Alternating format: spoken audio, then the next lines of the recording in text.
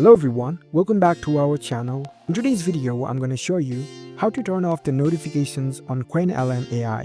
It's a very simple and easy process, and I'm going to guide you through how to do it. Let's get started. First of all, on your phone or your computer, head over to your preferred web browser. On your browser, search for Qwenlm AI.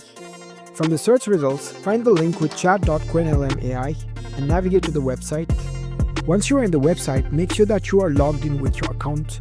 After you are logged in, you will see this kind of interface.